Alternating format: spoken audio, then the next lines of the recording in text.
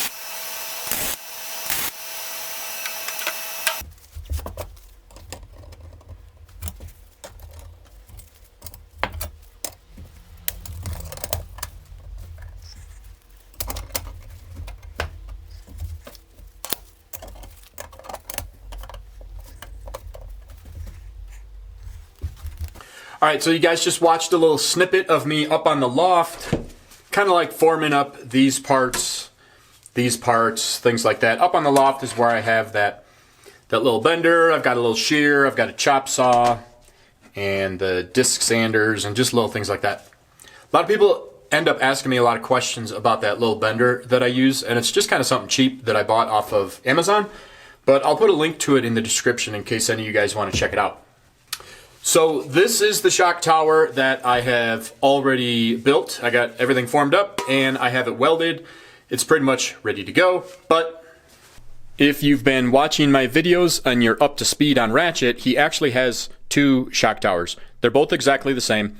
This shock tower carries the coil carrier and this shock tower carries the actual bypass shock absorber.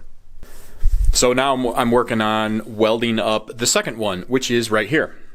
These are the pieces that I drew up in Bentech in my shared folder, and I'll have a link to the shared folder in the description of this video.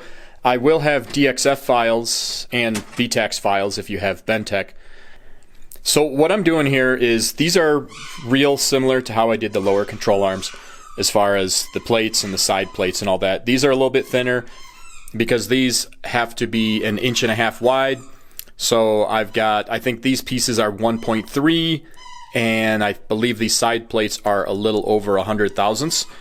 When you add them together, you've basically got 1.5 inches of space between the two, and that's what the shock absorbers need.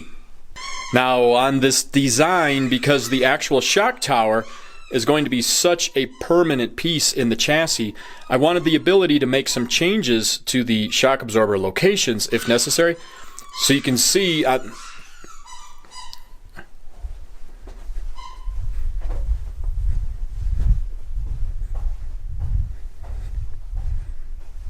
Hey buddy, trying to make a video here. Okay? You can't be going to town on a squeak toy while I'm trying to make a video. He's just going to go right back to it when I walk away, but either way, I can't take it away from him. What a jerk move that would be. So what I did is the actual ears up here that the shock absorbers mount to, I made them removable. This way, if I decide this needs to come up 1/8 or 1/4 inch or down or in or out, whatever, I can leave the shock tower exactly like it is, and I can just make new pieces of this to move that around. But in order to do that, this obviously needs to be a really, really strong connection right here. So rather than just have holes and run bolts through there, what I did is I've got these pieces, which are, they have a 1/2 inch inside diameter because I'm using 1/2 inch bolts in there. And then these get welded into the piece right there. So you can see these are welded in place. Before they're welded, they've just got large openings that these will fit into. And once I have the this piece all tacked up, then I slide these in there and I weld them in place. That way when I pinch down those bolts nice and tight, it's not gonna like squeeze the plates together because it's just gonna squeeze against those pieces that I put in there.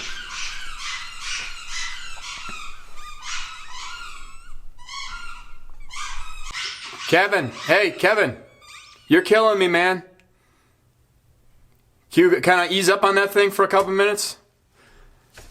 So what I'm going to do now is I've got all these pieces prefabbed ready to go. I'm going to throw them onto the welding table and I'm going to weld everything up so that it's just like this one here.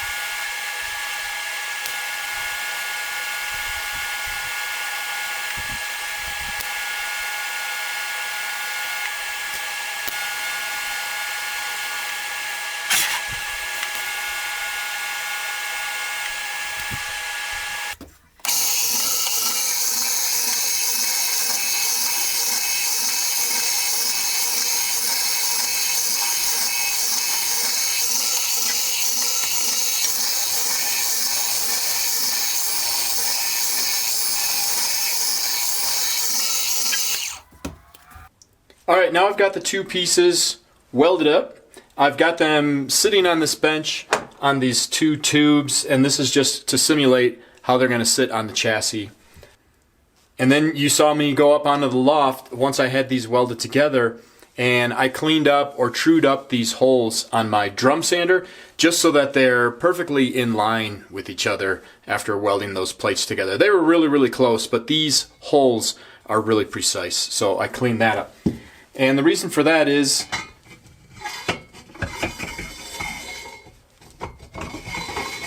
these are going to have a tube that runs through them to connect them together, and then to connect them to, they're gonna turn off at probably like a 60-degree angle and connect with the chassis on the side, wrapping around the shock absorbers. I haven't made the pieces yet, but this will have some sort of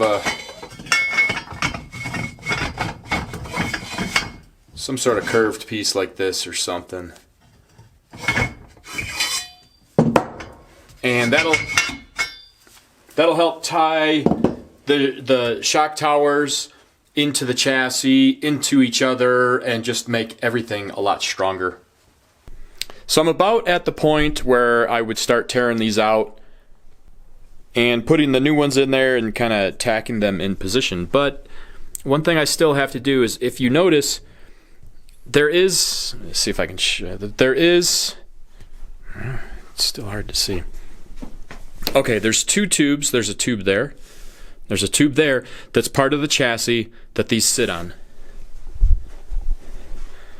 Just like here, they're notched out for the tubing. They fit right on there, so it's a nice secure fit before I tack things on. But the very last one here actually sits a little bit on this tube. So before I plop these on here, I need to actually scribe a line, grind that off, and grind a little notch back here.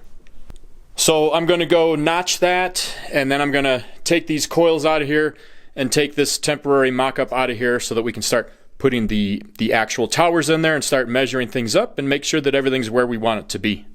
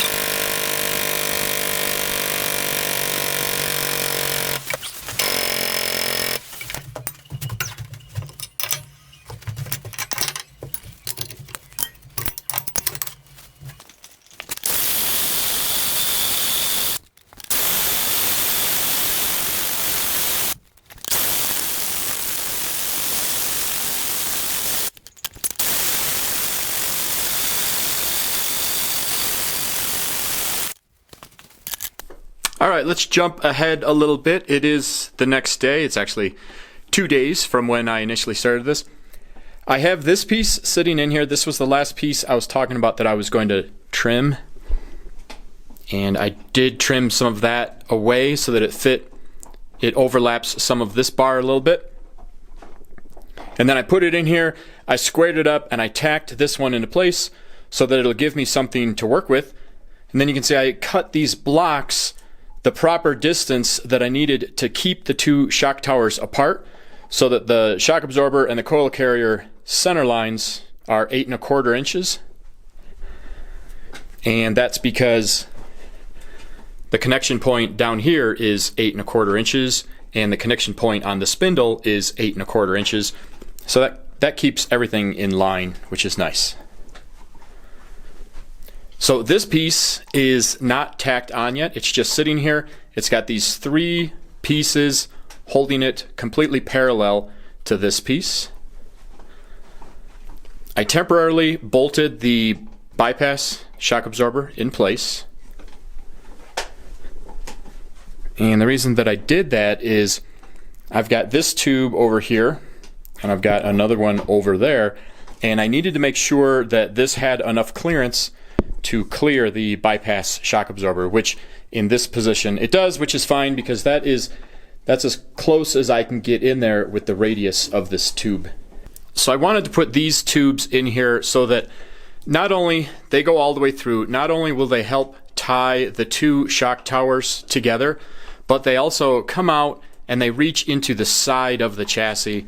They do that on both sides. That way, before it would have been just the shock tower essentially connected to this centerpiece, but the body and the exterior of the chassis would kind of be independent. I mean, it's not independent, but all of these things, as they're going through their forces, the shock tower and the exterior of the chassis, they would have been bouncing back and forth a little bit. So I wanted to definitely tie those in together. And then obviously it just adds strength to the shock tower. Now I think I'm going to also add a piece from here to the chassis so that I've got support on either side of the bypass. The bypass shock is going to be under a lot more stress than the coil carrier, so I want to make sure that this really has a lot of support on it. But I'm not going to run this tube yet because I still have to figure out where I'm going to put my bump stop. And there is a chance that the bump stop is going to go somewhere around here. And if I do that, this tube will have to integrate into that bump canister a little bit, so I'm not going to do any of this yet. I also think I'm going to run a tube from about here to the top of the chassis here, just so that in a rollover, this has a lot more support than it has now. But again, I'm not going to do that because I don't know what I'm going to do for a radiator yet, and you know, I might need to incorporate that piece into the radiator install. So everything is in place right now. I think I'm going to pull the bypass out of there, and I'm going to run around and put some good tacks all over everything. And then I'll pull these blocks out of here. I'll bolt the ears on here, put the bypass back in and the coil carrier, and we can see what it looks like.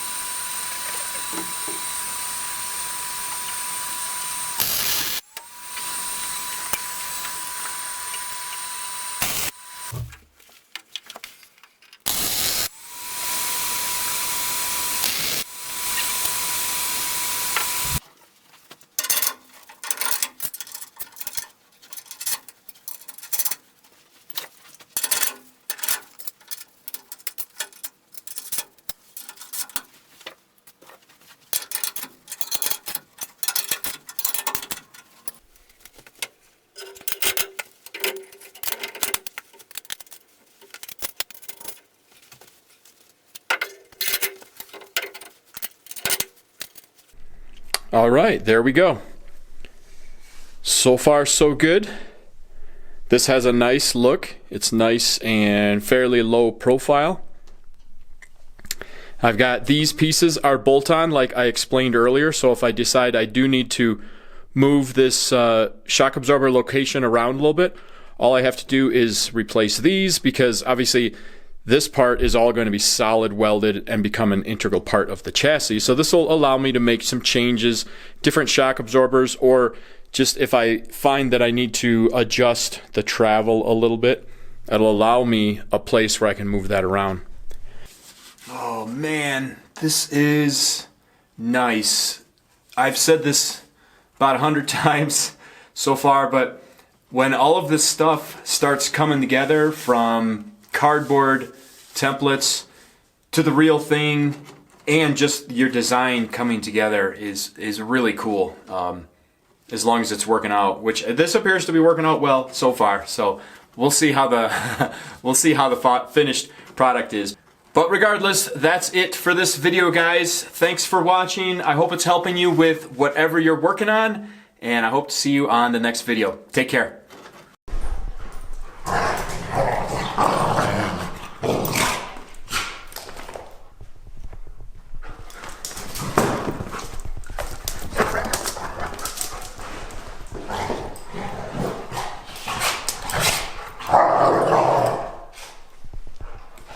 Oh,